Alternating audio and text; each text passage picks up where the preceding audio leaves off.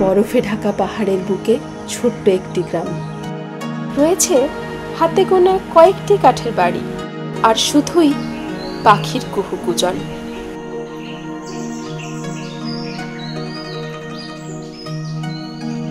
আর তারই মাঝে কখনো কখনো ভেসে আসে মনেস্ট্রি থেকে প্রার্থনার আওয়াজ।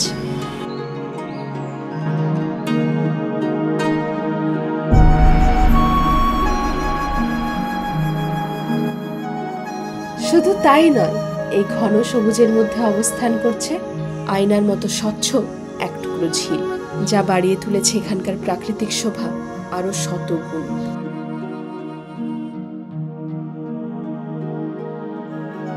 এই 10টা 5টার ইঁদুর দৌড়ের জীবনে যেন হঠাৎ এক কফি ব্রেক আমাদের আজকের ডেস্টিনেশন। জীবনটাকে রেজুভিনেট করার এক অদ্ভুত থেরাপির সন্ধান থাকলো আজকের এই ভিডিওতে।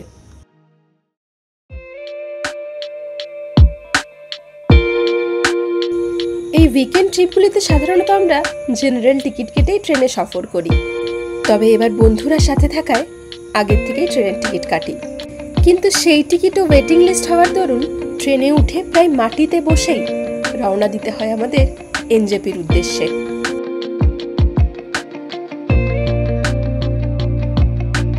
ঘড়িতে তখন 5:44।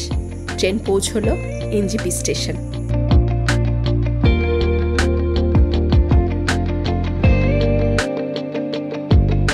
ভারতের প্রায় প্রতিটি বড় স্টেশনের মতো এই স্টেশনেও চলছে রেনোভেশনের কাজ, তাই প্রায় অনেকটা পথ ঘুরে পেলাম বাইরে বেরোনোর রাস্তা।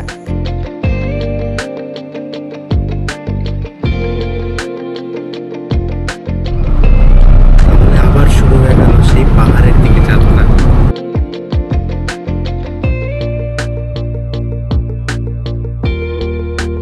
প্রতিবার তো আমরা এনজেপি থেকেই গাড়ি ধরার চেষ্টা করি, কিন্তু এইবার আবার সেই পুরনো আমার কলেজ ডেজের মতো আমরা এনজেপি থেকে চলে এসেছিলাম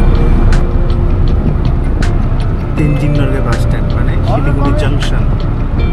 যেহেতু টুরিস্টরা এসে এনজেপি থেকেই গাড়ি ধরে নেয়, সেহেতু এনজেপিতে দামটা অপেক্ষাকৃত একটু বেশি থাকে। তো সেটা যদি তোমরা 30 টাকা অটো ভাড়া দিয়ে জাংশনে চলে আসো, তাহলে সেটাতে আরও সস্তায় হয় ব্যাপারটা আর কি। তো আমরা জানি না আমাদের সস্তা লাগলো না বেশি লাগলো। আমরা আজকে এখন সেই শিলিগুড়ি জাংশন থেকে রওনা দিয়েছি সিংতামের উদ্দেশ্যে। সেই আমি যেখানে পড়তাম সেখান থেকে সিংতাম কাছেই। আমরা কলেজ মানে হোস্টেল থেকে মাঝে মধ্যে একটু আড্ডা মারতে সিংতামে আসতাম। সেই সিংতাম যাব, সেখান থেকে আমাদের পরবর্তী গাড়ি ধরব। পুরোটাই আমরা করছি কিন্তু শেয়ারেই।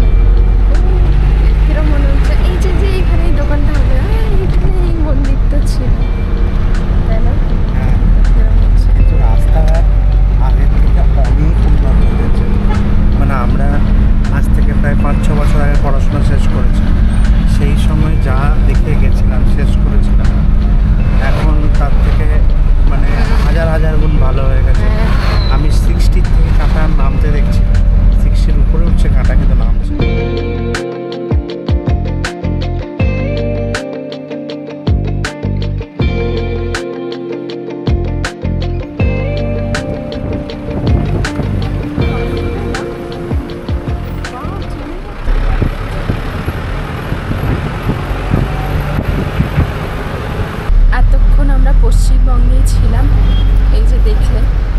এখন আমরা ঢুকে পড়লাম সিকিমে।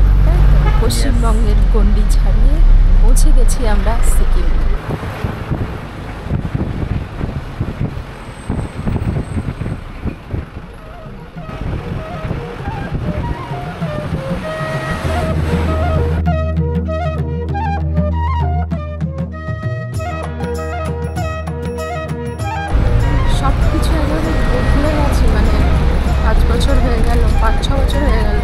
সিকিম ছেড়েছি, একেবারেই আলাদা হয়ে গেছে রাস্তাঘাট।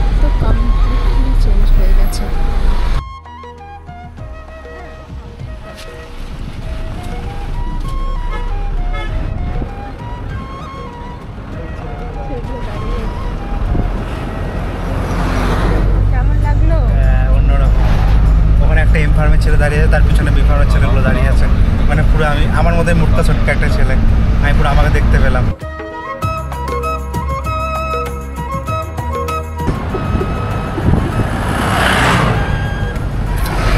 কেমন লাগলো সেই কলেজের কলেজ হস্টেল, অদ্ভুত একটা অনুভূতি হচ্ছে।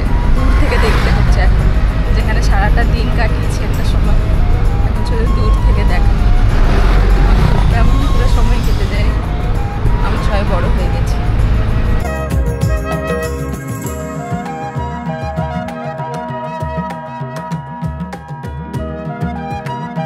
আমরা শিলিগুড়ি থেকে গাড়িতে উঠেছিলাম, এখন পৌঁছালাম সিংতাম। এখান থেকে আবার আমাদের যেতে হবে রা বাংলা, তার জন্য আবার একটা গাড়ি ধরবো এখান থেকে, সিংতাম থেকে। তো চলো, এই ফুট ব্রিজটা দিয়ে আমরা এখন যাচ্ছি, তিস্তা নদীর ওপরে এই ফুট ব্রিজ পার করে ওপারে যেতে হবে, তারপর ধরবো গাড়ি।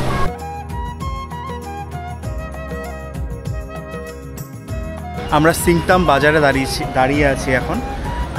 বিভিন্ন রকমের স্ট্যান্ড আছে, এখান থেকে বার্মিয়ক যাওয়ারও স্ট্যান্ড আছে দেখলাম। আমরা আছি টেমি রা বাংলার স্ট্যান্ডের নিচে, স্ট্যান্ডের সামনে আর কি। এখান থেকে সব থেকে সুবিধার বিষয়টা যেটা, এখান থেকে একদম টিকিট কাউন্টার আছে, টিকিট কাউন্টার থেকে টিকিট দিয়ে দিল। টিকিটে আবার সিট নাম্বার দেওয়া আছে, এই 10 জনের সিটে আবার সিট নাম্বার। আমরা পেয়েছি 2, 3, 4, 5, 6। রওনা দিলাম রা বাংলার উদ্দেশ্যে। কিন্তু রা বাংলা কিন্তু আমাদের ডেস্টিনেশন না, ওখান থেকে আবার আমরা একটা গ্রামের দিকে রওনা দেবো। সেটা তো দেখছোই তোমরা, গ্রামেরই ভিডিও আজকে।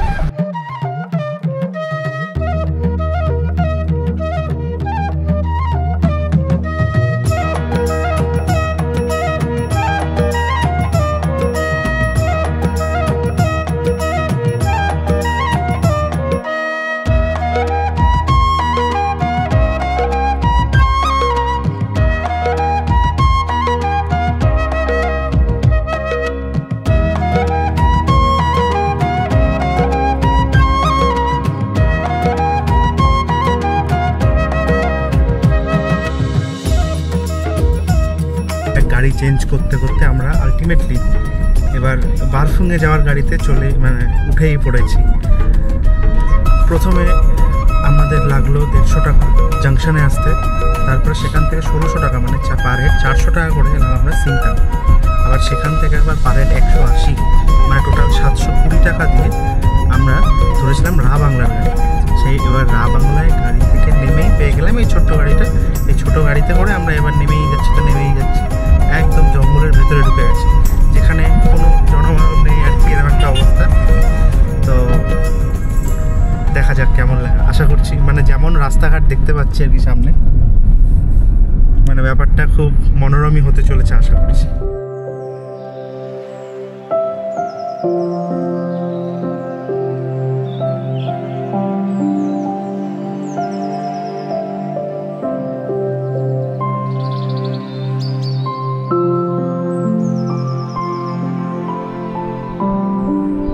আশেপাশে কিচ্ছু নেই, শুধু পাখির আওয়াজ।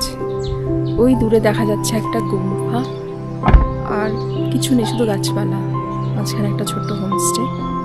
পৌঁছে গেছি আমরা এরমই একটা স্বপ্নপুরীতে।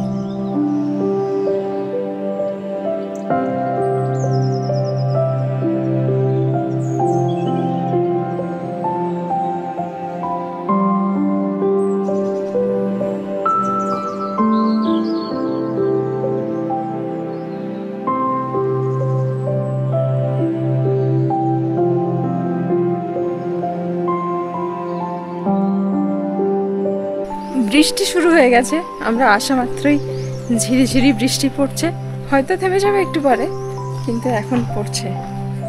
আর একদম ভেতরের দিকে আমাদের রুম, দারুণ একটা পরিবেশ, ভীষণই সুন্দর একটা হোমস্টেতে আমরা পৌঁছে গেছি। এতটা জার্নি করলাম ঠিকই, কিন্তু অবশেষে যে ফলটা পেলাম সেটাতে মনে হচ্ছে জার্নিটা ওয়ার্থ ইট।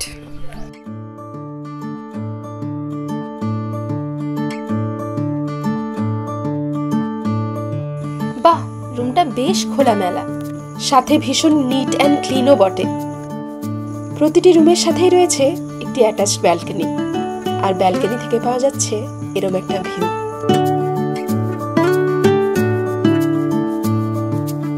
যাই হোক, এখানে পৌঁছতে পৌঁছতে আমাদের প্রায় দুপুর হয়ে গেছিল, তাই পৌঁছে রুমে ব্যাগপত্র রেখেই আমরা চলে এসেছি হোমস্টে ডাইনিং হলে। কি কি আছে লাঞ্চে? ডাল, একটা সবকিছু দিয়ে ভাজা টাইপের, আলু আর শিমলা মির্চ সব দিয়ে, আর ডিম, স্যালাড, ভাজা, ভাত, পাপড় ভাজা।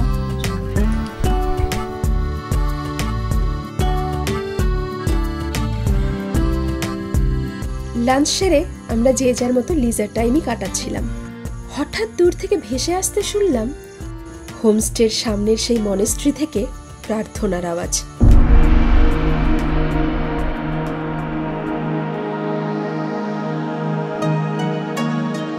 তোমাদের বলেইছি জনমানবহীন একটা জায়গা, শুধু পাখির ডাক, ঝিঝি পোকার ডাক শোনা যায়। তার সাথে দূর থেকে ভেসে আসছে ওই গুম্ফার ওখানে কোনো একটা রিচুয়াল চলছে নেপালিদের, সেই অদ্ভুত এক আওয়াজ কানে ভেসে আসছে। তো দেখি কি হচ্ছে, কখনো সামনে থেকে এরম দেখার সুযোগ হয়নি। আজকে যখন এত কাছে আওয়াজটা শুনতেই পাচ্ছি, একবার সেই আওয়াজের সন্ধানে বেরিয়ে পড়াই যাক। তারপর তোমাদেরও দেখায় কি দেখতে পেলাম সেখানে, যদি আদেও কিছু দেখতে পাই।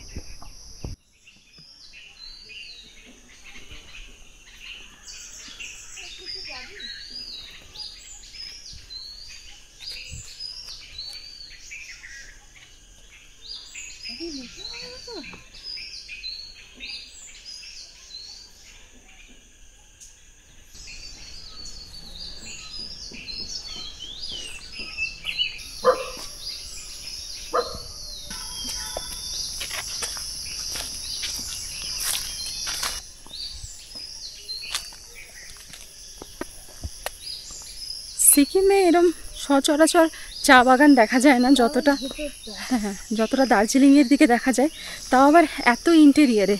কিন্তু আমার মনে হচ্ছে যেহেতু টেমি টি গার্ডেন এখান থেকে তো কাছাকাছি, তাই হয়তো এখানে চা বাগান দেখতে পাচ্ছি আমরা। চা বাগানের পাশ দিয়ে হাঁটতে হাঁটতে সেই আওয়াজটার দিকে আবার এগিয়ে যাচ্ছি, যে আওয়াজটা আমরা হোমস্টে থেকে পাচ্ছিলাম।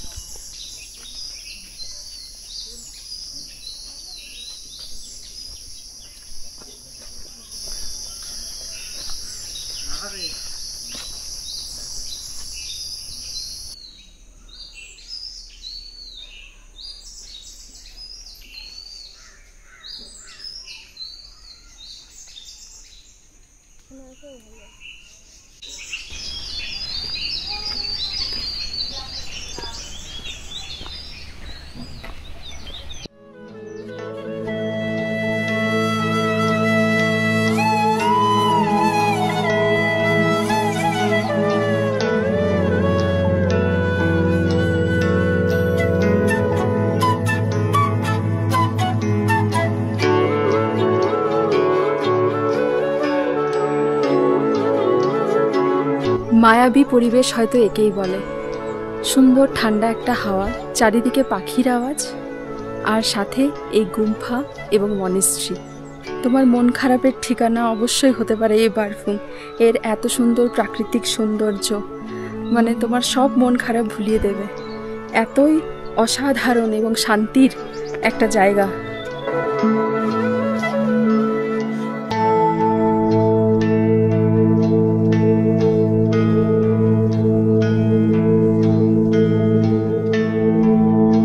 কেমন লাগলো বল তোদের?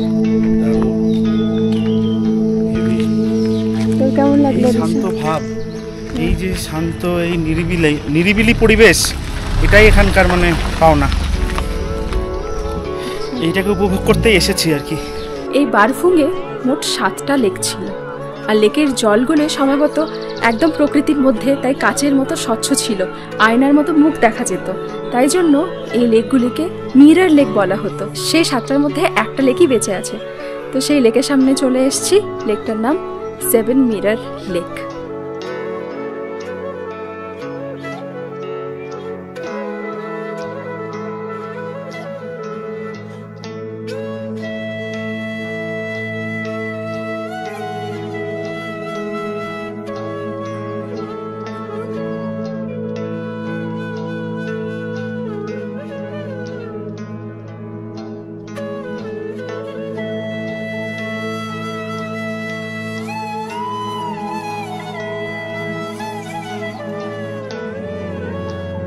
এমন এক সুন্দর বিকেলে প্রিয় বন্ধুর সাথে ঝিলের ধারে পা দোলাচ্ছি।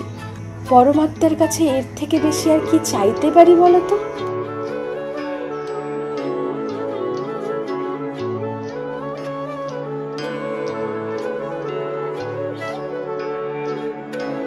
সেই 7 মিরার লেক দেখে মনেস্ট্রি দেখে ফিরে গেলাম আমরা হোমস্টে। তবে পুজোটা হচ্ছিল না, তাই সেই সাউন্ডটা দূর থেকে যেটা ভেসে আসতে শুনেছিলাম সেটা সামনে থেকে শোনা হলো না। তবে যা দৃশ্য দেখলাম আর যা সুন্দর সব জিনিসপত্র উপভোগ করলাম, তবে ঠিক আছে, কোনো ব্যাপার না। হোমস্টেতে ফিরে আসতে আসতেই দেখি সন্ধে নেমে এসেছে পাহাড়ের কোলে, আর আমাদের হোমস্টে সেজে উঠেছে আলোর রোশনাই।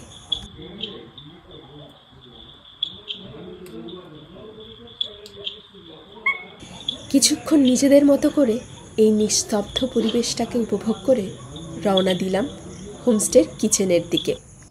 সেখানে আজ বসেছে ক্যারাওকের আসর।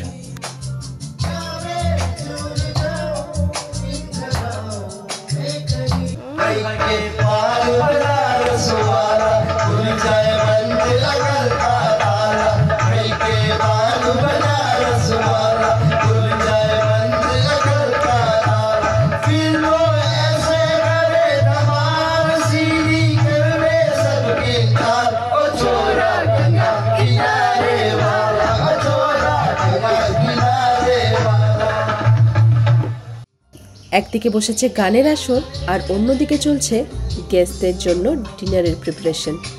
চট করে চলে ঢু মেরে আসি একবার রান্নাঘর থেকে। और इधर चिकन हो रहा है। ये क्या इधर का ही उगाया हुआ है सब्जी? इधर का लोकल।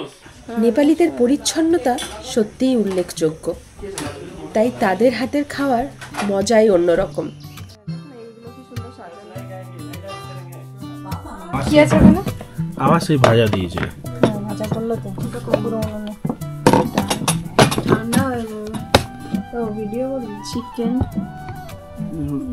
রুটি আর এখানে ভাত আছে, সাথে স্যালাড।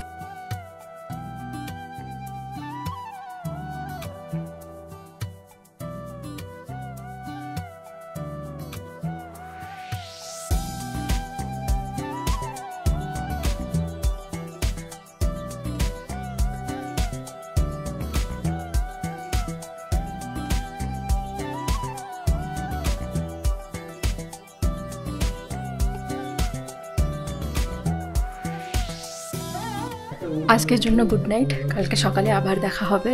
অনেক রাত হয়ে গেছে, প্রায় 11:30 বেজে গেছে। এখানে পাহাড়ি মানুষেরা তো অনেক সকাল সকাল ওঠে, তাই ওরা তাড়াতাড়ি ঘুমিয়েও যায়। তো অলরেডি হোমস্টে সবাই ঘুমিয়ে গেছে, আমাদেরও খাওয়া দাওয়া কমপ্লিট। আমরা ঘুমাবো, দেখা হবে কাল অর্থাৎ পরবর্তী ভিডিও। আজ তো জায়গাটাকে ঘুরে দেখলে, কিন্তু পরবর্তী ভিডিওতে দেখবে কাঞ্চনজঙ্ঘা রেঞ্জের ঠিক কতটা কাছে কাটছে আমাদের আজকের এই রাত।